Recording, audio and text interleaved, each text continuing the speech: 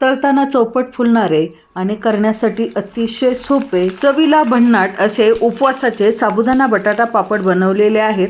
तुम्ही नेहमीचे उपवासाचे तेच पदार्थ खाऊन कंटाळला असाल तर ही रेसिपी तुमच्यासाठी नक्कीच युजफुल ठरेल. त्याचप्रमाणे कमीत कमी साहित्यामध्ये कुठेही तेलाचा वापर न करता बनवल्यामुळे वर्ष काय 2 वर्ष टिकतात. नमस्कार, शोभाज किचन हेल्दी फूडमध्ये खूप खूप खूप मनापासून स्वागत.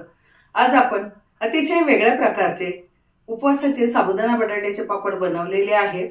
हे पापड करायला एकदम सोपे आहेत आणि चवीला अप्रतिम लागतात. हे पापड यापूर्वी तुम्ही कधीही बनवले नसतील किंवा खाल्ले नसतील, पण मला खात्री आहे की अशा प्रकारे जर तुम्ही पापड बनवले तर तुम्हाला आणि घरातल्या सर्वांना हे पापड नक्की आवडतील आणि दरवर्षी तुम्ही याचप्रमाणे पापड बनवाल. चला तर मग रेसिपीला सुरुवात करूया. 1 कप किंवा 1 वाटी साबुदाणा घेतलेला आहे. हा साबुदाणा वजनी म्हणाल तर 200 ग्राम आहे. साबुदाणा घेताना चांगल्या क्वालिटीचा घ्यायचा, म्हणजे तो व्यवस्थित भुजतो आणि पापड छान होतात. तर 2-3 पाण्याने साबुदाणा स्वच्छ धुवून घ्यायचा. त्यातील जो स्टार्च असेल, कचरा असेल तो काढून टाकायचा. अशा प्रकारे 2-3 पाण्याने मी साबुदाणा धुवून घेतलेला आहे आणि साबुदाणा बुडेल इतपतच पाणी ठेवायचं आहे, त्यापेक्षा जास्त नाही. आणि रात्रभरासाठी साबुदाणा असाच झाकून ठेवला. समजा तुम्ही रात्री साबुदाणा भिजवायला विसरला असाल तर सकाळी उठल्या उठल्या भिजवला आणि 4-5 तासानंतर छानपैकी भिजतो, म्हणजे तुम्ही 11-11:30ला पापड आरामशीर बनवू शकता.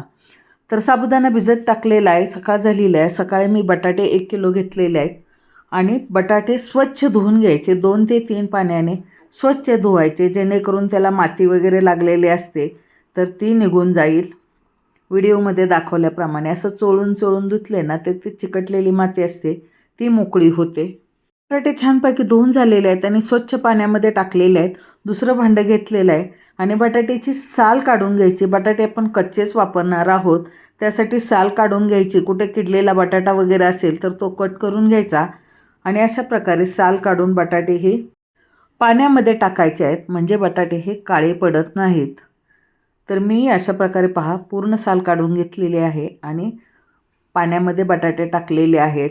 आता एक मोठं ताट घेतलेलं आहे, त्यामध्ये पाणी टाकलेलं आहे आणि अशा प्रकारची किसणी असते बटाट्याची, जी मोठ्या होलची असते. त्या मोठ्या होलच्या किसणीने बटाटे हे किसून घ्यायचे आहेत. बटाटे आपण कच्चेच वापरणार आहोत. तर बटाटा धरताना असा उभा धरायचा आणि वरून खालीपर्यंत बटाटा हा प्रेशर देत किसायचा आहे. खाली गेल्यानंतर बटाटा हा पूर्ण उचलून घ्यायचा आणि मग बटाटा ठेवायचा आहे. या पद्धतीने बटाटा किसल्यामुळे बटाट्याचा किसा लांबट होतो. आणि याच पद्धतीने 1 किलो बटाटे मी पाण्यामध्ये किसून घेतलेले आहेत आणि मोठ्या भांड्यामध्ये काढून घेतलेले आहेत. आता जे हे पांढरट पाणी असतं, म्हणजे जो स्टार्च असतो बटाट्यातला, तो काढून टाकायचा. जोपर्यंत स्वच्छ पाणी दिसत नाही तोपर्यंत बटाट्याचा किसा 3 ते 4 पाण्याने मी स्वच्छ धुवून घेतलेला आहे आणि पाणी पाहू शकत असाल अगदी स्वच्छ पाणी आहे. आता बटाट्याचा किसा हा पांढरा शुभ्र होण्यासाठी काय करायचं, तुरटीचा खडा घ्यायचा आणि तुरटीच्या खड्याने 6 ते 7 वेळा वेडे घ्यायचे, म्हणजे जो बटाट्याचा किसा आहे ना तो अगदी पांढरा शुभ्र होतो. आणि जी तुरटी आहे ती पाण्यातून काढून साईडला ठेवून द्यायची आणि बटाट्याचा किस 3 ते 4 तास अशा प्रकारे झाकून ठेवायचा. तुम्ही रात्री जरी बटाट्याचा किस करून ठेवला तरीही चालेल. तर साबुदाणा पहा रात्रभर छानपैकी भिजलेला आहे, अगदी मोकळा झालेला आहे आणि दाबून पाहायचा हाताने तर अगदी छान मऊसर भिजलेला आहे. पहा पूर्ण त्याचं पीठ होतं आहे. 4 तासात आपला बटाट्याचा किससुद्धा पहा पांढरा शुभ्र झालेला आहे आणि हातालासुद्धा कडक लागतो आहे. तर बटाट्याच्या किसातील पाणी पूर्णपणे काढून टाकायचं आहे. त्यासाठी एक चाळण घेतलेली आहे आणि त्या चाळणीवरती पाणी नितळण्यासाठी बटाट्याचा किस काढून घेतला.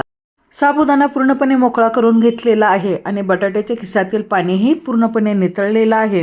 आता एक मोठं पातेलं घेतलं आणि गॅसवरती एका मोठ्या पातेल्यामध्ये अर्धं पातेलं पाणी घेतलेलं आहे आणि त्यामध्ये 1.5 चमचा मीठ टाकलं. मीठ हे तुम्ही चवीनुसार टाकू शकता, कारण नंतर हे पाणी आपण काढून टाकणार आहोत. झाकण ठेवून दिलं आणि पाण्याला अगदी खळखळून उकळी येऊ दिली. पाण्याला उकळी आल्यानंतर त्यामध्ये पाणी नितळून घेतलेला जो किस आहे तो टाकायचा. आता गॅस आपण फास्ट केलेला आहे आणि फास्ट गॅसवरतीच हे मिश्रण हे ढवळून घ्यायचं आणि अगदी अर्धा मिनिटच झाकण ठेवायचं आणि त्यानंतर पहा पुन्हा चेक करायचं तर आपला जे बटाट्याचा किस आहे तो नखाने दाबला तर तुटतोय आणि असा ट्रान्सपरंट झालेला आहे. म्हणजे पूर्णपणे शिजू द्यायचा नाही, तर तो 50 ते 60% बटाट्याचा किस शिजवायचा आहे. त्यानंतर पाण्यातून बटाट्याचा किस काढून घ्यायचा. या पद्धतीच्या मोठ्या झाऱ्याने काढलं ना तर पटकन होतो. पुन्हा चाळणीवरती पाणी नितळण्यासाठी बटाट्याचा किस काढून ठेवलेला आहे. अशा प्रकारे पहा डब्यामध्ये उरलेलं पाणी निघालेलं आहे. तर त्याच डब्यामध्ये बटाट्याचा किस काढून घेतला आणि पुन्हा सेम चाळणीवरती जो साबुदाणा आहे जो मोकळा करून घेतलेला आहे तो साबुदाणा मी अशा प्रकारे व्यवस्थितपणे पसरून ठेवला. आता ज्यामध्ये आपण बटाट्याचा किस शिजवून घेतलेला आहे त्याच पातेल्यामध्ये साबुदाणा वाफवून घ्यायचा आहे. तुम्ही पाणी चेंज करू शकता, मी तेच पाणी यूज केलेलं आहे. आणि अगदी मिनिटभरच साबुदाणा अशा प्रकारे वाफवून घेतला. साबुदाणा ट्रान्सपरंट झालेला आहे. आता तो चिकट होऊ शकतो म्हणून काय करायचं, गार पाणी आहे ते ग्लासभर गार पाणी त्याच्यावरती शिंपडलं आणि हाताने साबुदाणा मोकळा केला. जर आपण तसाच साबुदाणा ठेवला तर साबुदाणा एकमेकांना चिकटू शकतो, लगदा होऊ शकतो. असं होऊ नये म्हणून वाफवून घेतलेल्या साबुदाण्यावरती गार पाणी ओतायचं, म्हणजे त्याची शिजण्याची प्रोसेस ही थांबते. शिजवलेला बटाट्याचा किस पसरट आणि खोलगट भांड्यामध्ये काढून घेतलेला आहे. त्याच्या बाजूलाच वाफवून घेतलेला साबुदाणा टाकला. बटाट्याच्या किसामध्ये शिजवताना आपण मीठ टाकलेलं आहे त्यामुळे त्याच्यात टाकायचं नाही, फक्त साबुदाण्यामध्येच पाव चमचा मीठ टाकलं आणि साबुदाण्यामध्ये मीठ हे व्यवस्थितपणे मिक्स करून घेतलं. आता साबुदाणा आणि बटाट्याचा किस मिक्स केला. तर इथे मी काही लाल मिरच्या आणि काही हिरव्या मिरच्या घेतलेल्या आहेत. मिक्सरच्या छोट्या भांड्यामध्ये जाडसर वाटून घ्यायच्या. तुम्हाला हवे असल्यास मिरची पावडरही टाकू शकता.